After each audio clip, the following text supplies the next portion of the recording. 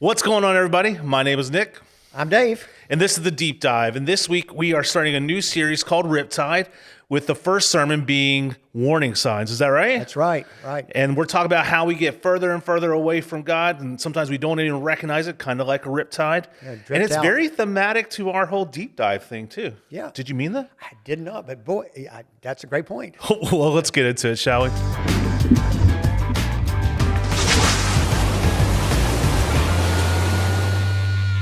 All right, Dave, did you know that Shark Week is coming up?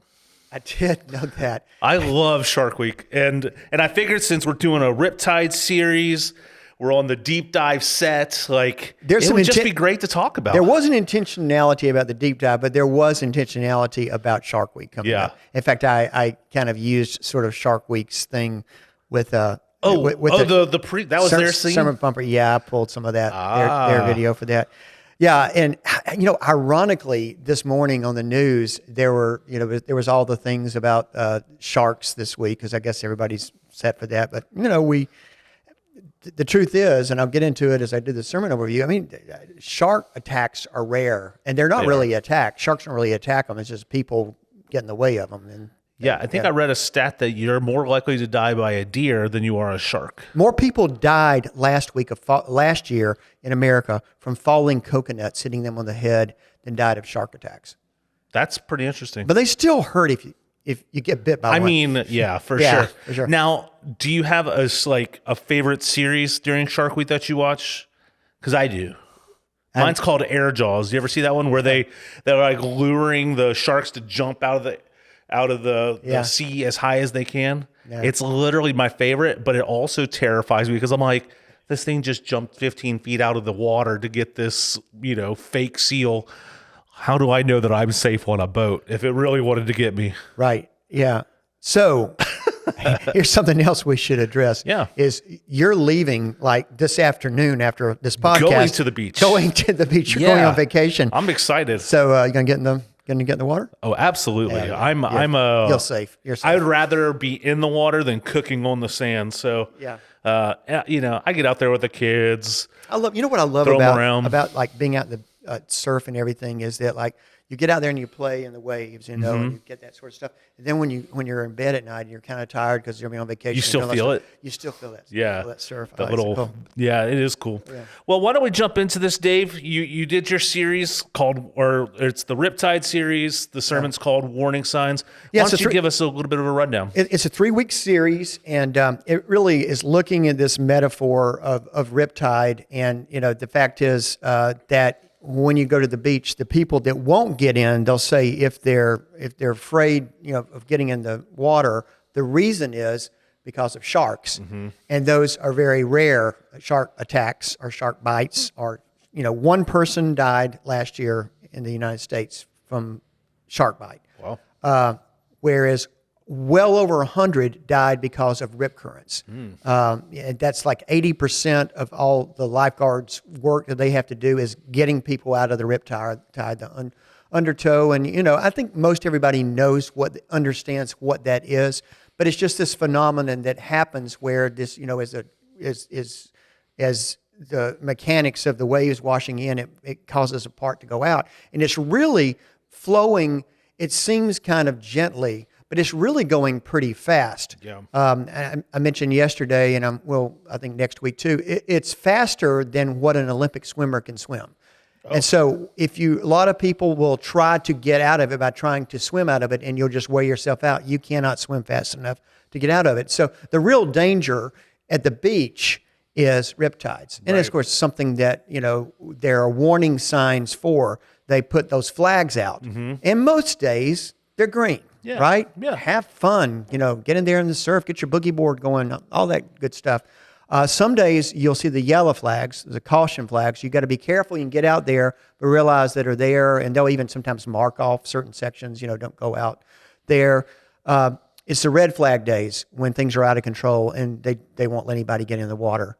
And then the purple flags or when there's like some sort of dangerous marine life out there, some animal lurking about. Right. And so that rarely happens, but I'm sure it does. And, you know, as I said on the news this morning after preaching that sermon yesterday, they were talking about shark attacks being up, and they had 2 or 3 people that got bitten recently, and there was also one places where sea lions were like attacking people. If there's something else, sea lions, I think they were. You know what? They didn't say this, but I bet you they were getting close to those sea lions babies. Yeah, because they were like charging them, like you see sometimes animals do when you get close to their babies, but. They lots of times news, those things sell, they sell ads. And so, stuff that makes us afraid and fearful. But there's really, last year, and they actually used the stat I used yesterday. Last year, there were more shark attacks than any other time in U.S. history since they've been recording that. And there were 47 shark bites. Right. 1 death.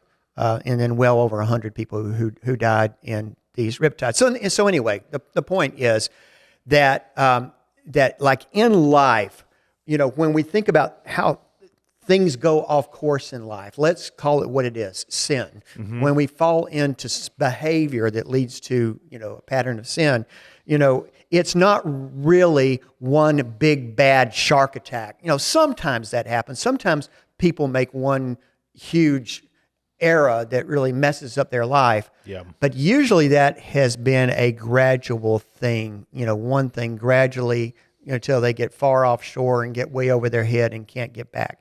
And so what we're using as sort of a biblical guide is the life of David and Bathsheba. That story, it's a pretty familiar story in the Bible. I think people at least have heard of David and Bathsheba. And to start off, first of all, saying David was a great guy, a great leader, one of the beloved characters in the Bible, did incredibly great things, killed Goliath, great beloved king. They said he was wrote most of the Psalms. They say he was a man after God's own heart. And yet he fell into this. And so that needs to give us caution, because if it happened to David, it can happen and does happen to any one of us. And it's usually this slow, gradual fade. And so that's where we began yesterday. And we just looked at the first 5 verses of the story, which is in 2 Samuel 11. And in this story, let me read the text to you, because particularly the one verse. It says, "In the spring, when kings go off to war, David sent Joab along with his servants and all the Israelites, and they destroyed the Ammonites, attacking the city of Rabbah. But David remained in Jerusalem." And the scripture, I think makes that very clear. I think it's very artfully done. But first of all, saying in the spring, it's when kings go off to war. David didn't. Yeah. David stayed home. Why? I don't know. We can speculate. Maybe it was arrogance out of success. Maybe it was laziness. Whatever. Yeah. He stayed home. He wasn't where he was supposed to be. And that was the first little slow drift that happened with David. Then David is at the palace. He's bored. Everyone else is off. And so he's walking around, pacing around, and gets up on the palace roof looking around, and he looks down, sees this beautiful woman taking a bath. And not that she was sort of some sort of exhibitionist. That's just how they did baths back then. Right. Particularly when you're up in this high area, you can look and see. And she's this beautiful woman bathing. And here comes his second drift. Is he looked at least twice. Yeah. Right. I mean, you see things in life. Sure. You shouldn't see. Things happen, and you look away. Caution flag. Look away. He kept looking. Then he inquired about who she was. They came back. And the servant's very clear about saying she is Uriah's wife, Uriah the Hittite. One of your men that's out there fighting where you should be. He didn't say that. That's a subtext. Yeah. But yeah, they give him the red flag. It didn't matter. He calls for her. They have relations, and she gets pregnant, and she sends back word she's pregnant. That's where we stopped last week, because you just see this gradual getting further and further away with shore, and it's going to get worse. Yeah. I mean, the rest of the story. Yeah. It's going to get worse. It's pretty bad already, but it's going to get worse. And so just looking at those and making a few points for us to look at our own lives, if we want to walk close to Christ, if we want to have integrity in life, do we got to pay attention to some things? Sure. And the first point I think I made was this, and it's not very eloquently put, but I know it to be true. Whenever you're doing what you're supposed to be doing, you are less likely to begin doing what you're not supposed to be doing. Right? That's right. Can that be true? Yeah. And the converse of that is whenever you stop doing what you're supposed to be doing, it's much more likely that you're going to start doing what you're not supposed to be doing. And man, that was the case for David. And so, that's kind of where we find ourselves and looking at that. What are the things that we're supposed to be doing in our lives, in our growth with Christ, in our dedication to our families, to our dedication to our friends, to our community. What are we supposed to be doing? If we're spending time being busy doing that, it's much less likely that we're going to get off doing something that we're not supposed to be doing. Sure. If you want a Cliff Notes version of the life of King David, I've used a resource that I found a long time ago in youth ministry. It's called the Lego Lowdown about King David, and they reenact the highlights of his story. I gotta look at that. It's pretty funny because when they're talking about Bathsheba, and it's like, what is this, a Cialis commercial or something? Do you know what I mean?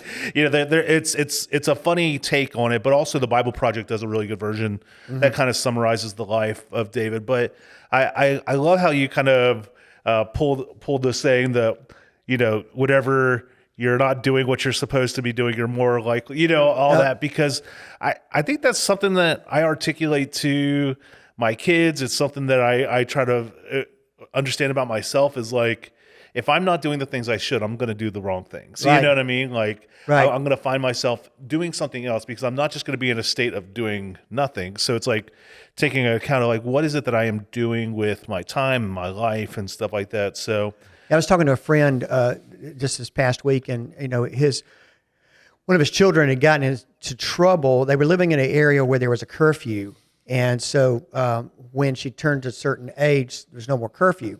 So she's going to great, there's no curfew, and her dad was saying, my friend was saying yeah, but I'm still a dad. There's still a curfew here at this house, but no, I'm legally out, and so she did get in some trouble because my parents used to tell me there's nothing good that can happen after midnight. Yes. You need to come on home. And so that's being someplace you're not supposed to do. You're out there kind of looking for stuff, when you're not where you're supposed to be.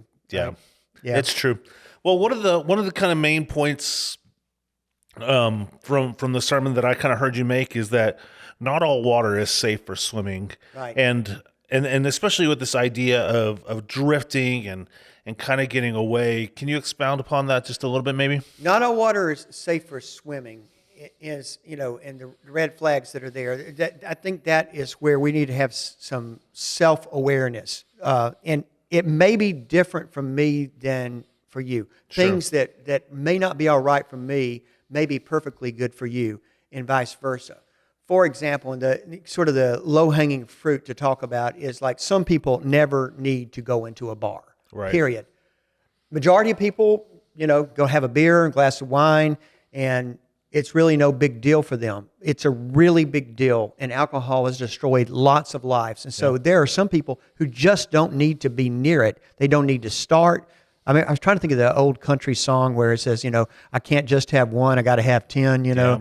And, and I know people like that, and I worry about them, and it's so in whether it's gambling, whether it's shopping, there's so many things in our life that, that might be yellow flags for a lot of us, but there are definitely red flags for that. Not all water is safe for swimming. I think there's probably some red flag things. There's probably some, and it might be interesting for us to talk about, that are universal, that none of us need to be doing. Yeah. But a lot of that is so personalized to the person. Well, just to bring a real life example, you were talking about drinking, and my family has actually kind of dealt with some drinking stuff, and there's a reason that I don't really drink as much as other people, and it's not a holier than thou thing. It's honestly, I think I wish I had more of a taste for it at times, because I feel like it puts other people at ease sometimes when you're drinking with other people. But My sister, when I was young, she found out that she was an alcoholic. Yeah. Went through the whole journey of getting recovered and all that, which was honestly probably one of the best things that happened.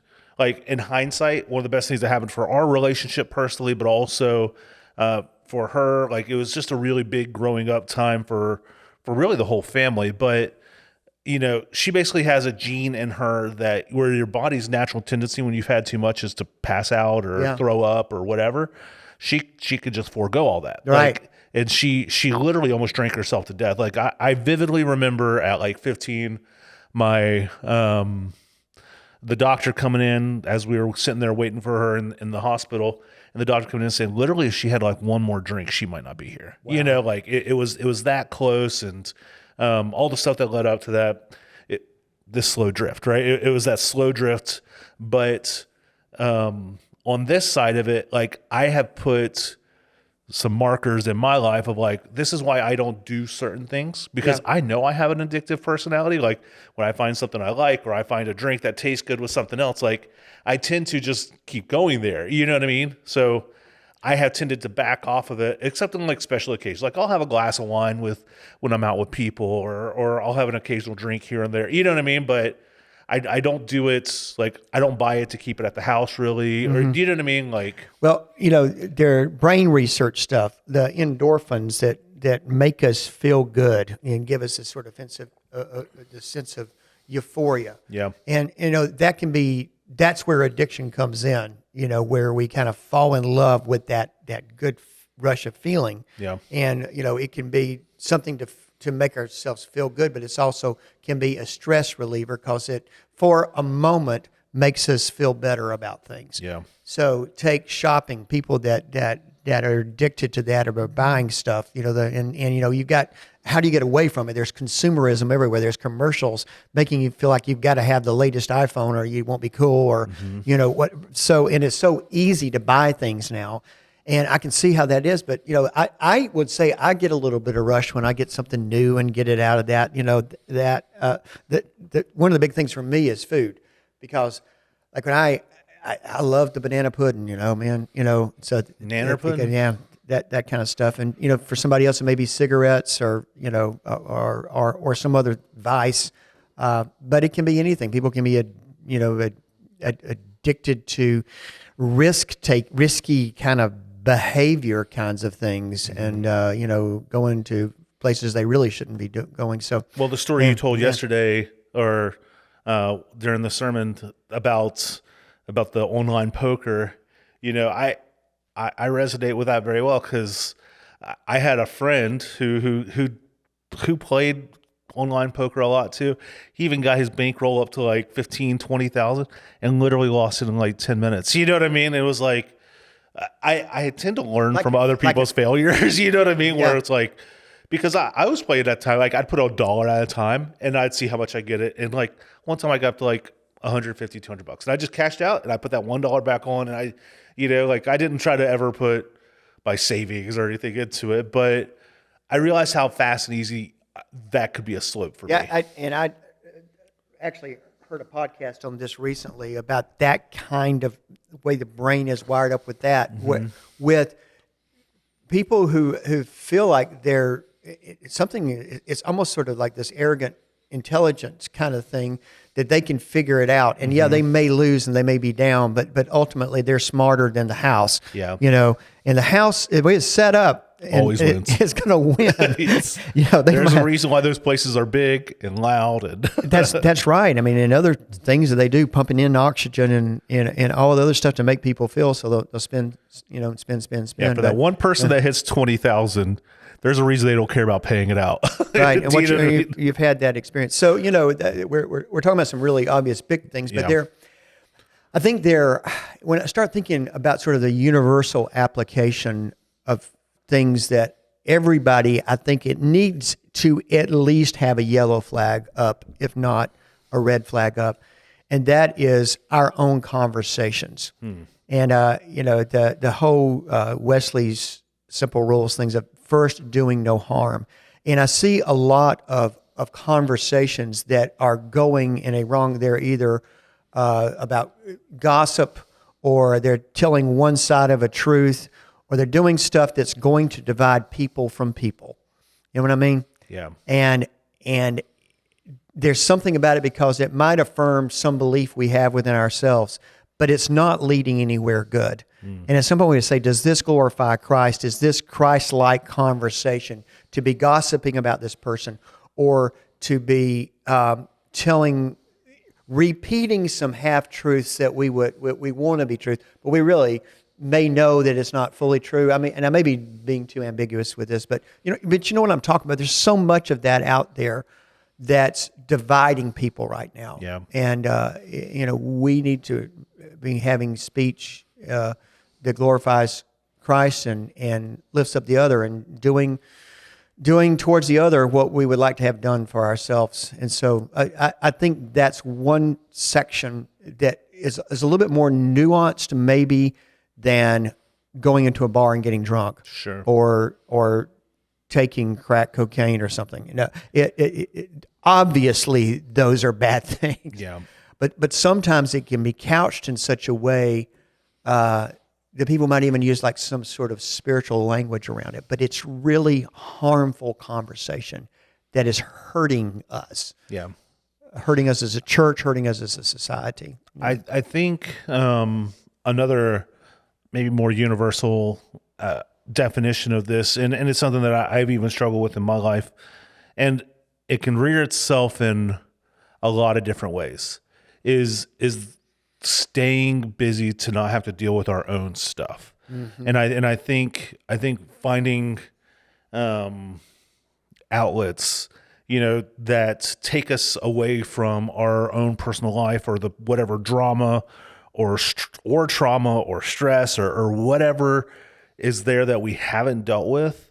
A red flag to me is if we're trying to find a bunch of stuff to not have to face it or deal with it. And I think that comes in a lot of shapes. I think it comes in a lot of forms. Some people eat to get out of that stuff. Some people play video games to get out of that stuff. Some people go gambling, go drink it. You know what I mean? Like a lot of this is all a symptom of us running away from something in ourselves. And when we don't engage the problem at first, or whatever the main thing, the root of what we're doing, that current's still pulling us out. That's why I love the idea of the Riptide, is because, sometimes you don't even feel how far you're out, and you turn around, you're like, oh, look how far I've gone. But it's because we're not dealing with the original problem to begin with. Right. And we tend to then look in sort of a judgmental way of the very obvious things, the David's sin with Bathsheba, and that's really bad, but not see those workaholic tendencies, or playing video games for 18 straight hours, or, as being destructive. But they're equally bad. Yeah. And they can be. The act themselves is not bad, but it's the purpose of what you're doing them for. Yeah, do you know what I mean? Yeah, banana pudding's not bad. Yeah. Beer's not bad. Right. But just all things in moderation, I guess. But what it's doing to us, if it's something that's separating us, and we say, no, I don't feel good about this, that's a red flag for us. And we got to know what water not to get into for us. And it could be very different from person to person. We tried to hit on some universal things, but I just think there's just a tremendous amount of self-awareness that we have to have, and accountability around us. But yeah, you're absolutely right. Nothing wrong with unwinding at the end of the day by watching a couple of video games. Man, it's a perfect thing to do. But if you stayed up all night, right, that's going to get problematic. Or if you're doing it as a means of like escaping your own reality for a long time because there's stuff there that you don't want to face or deal with or whatever, right. Right. Because again, and I think we've said this multiple times in multiple podcasts, is like taking care of ourselves is the best way that we can be, who God intended us to be. This might lead into like a place we can wind up. So I know we're getting close, as I'm looking at the clock upside down. Sure. Is that, and I'll address this more because the story with David is going to get much worse. If you don't know it, go to 2 Samuel 11 and read on. But I don't think he got up that morning and saying, hey, I'm going to commit adultery. I'm going to eventually commit murder. Spoiler alert. Spoiler alert, but I mean, but I just don't think it was a drift and a one bad decision after one bad decision, one after bad decision. And so we're sitting here sort of on the side today of looking at how can we be preventative.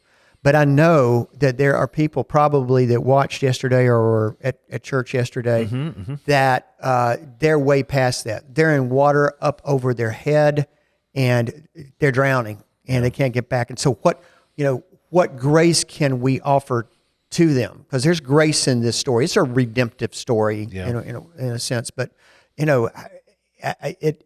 part of it, I think we've also talked about before, is just it is this confession to say, I can't do this anymore. Yeah. And it's the first step in AA. I'm powerless over it. Get on your knees and do that, and then get up and ask for help, and not think that you're strong enough to swim against that current and get out, because you're not. Right. You need help, whether it's talking to a pastor, talking to a counselor, talking to a trusted friend. And what I mentioned, I just have discovered Hickory Flat to be a place of grace. Yeah. There are a lot of people here where all of us have got broken parts of ourselves. We're kind of the island for misfit toys. Yeah. But yeah, we found the grace of God here, and they're there to help and help restore people. We want people to have their best life. Sure. Yeah. And I kind of related even to the story of when Peter walked on water, and he didn't have the faith. He started sinking, and he puts his hand up, and what does Jesus do? He grabs the hand, pulls him up, and is like, little faith, dude, but we'll get you there. Do you know what I mean? Like, it's not like he was like, you're done, go home, you're not fit for this. It was more of a redemption of like, hey, we'll try again. You know what I mean? Like, there will be a time when you'll get this right. But also, you were talking about, you said go find a counselor, go find a pastor, somebody to talk to, and I think that is very paramount. And I think even my generation, they're more comfortable with counselors and therapy and stuff like that. But if you feel like there's any sort of like red letter that comes along with it, like you're marked as damaged goods or whatever, I want to execute that, or like I want to get that out of your brain, because there's nothing wrong with therapy. And we all need help. Honestly, it is very, very brave to go to therapy. And it is something that you are investing in yourself, and I want to honor that if you're thinking about that, if that's something you need. But I also want to let you know of a resource here at the church, just in case, is we have a group of people, they're called Stephen Ministers, and that's kind of what they're here to do, is come beside you, grab a hand, hold on to it. And if you feel like that is something you need, if you're here watching, listening, whatever, hit one of us up, and we will get you in touch with them. Chip Wilson, Jenny Evans, there's several of them on there, and they're adding a couple new people as well. They're here to help, and they're trained. There's a lot of training that goes through it. And one of the key things is confidence. Yeah. I mean, they hold things Confidentiality. Confidentiality. Yeah. There'll be 100% confidentiality, and if you're struggling with something, realize one of the things I think that the evil one does is to make us feel shameful, feel us unworthy, feel like we're the only one, and you're not. Yeah, you're not. And no one is going to shame you. No one is going to make you wear a scarlet A around. We as a church are here to, and we don't do it perfectly, but we're all just trying to find our best lives. That's right. I'd hate to know that someone is in a struggle that they don't think there's a way out. Yeah. And feel like they've got nobody that they can come to. And sometimes you do get so far down that you need somebody to help you realize the light at the end of the tunnel, or that there's a way out of their current situation and stuff like that. So again, if you are in that place, don't be ashamed. Don't feel like you're less than. Find the appropriate help. And honestly, that's why there's lifeguards at beaches, right? Because sometimes you find your way out, and sometimes you get drifted out further. They're there to come and save, and that's why it's important to have good people in your world, good friends that you're investing in, but are also investing in you, all that good stuff. So, amen. Yeah.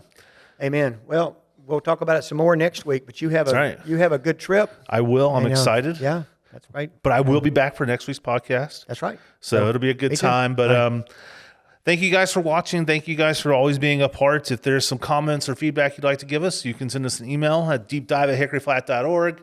You can drop it in the comments below. We do check those out. And hope you guys have a great week, and we'll see you next time. All right. Bye-bye, everybody. God bless. Take care.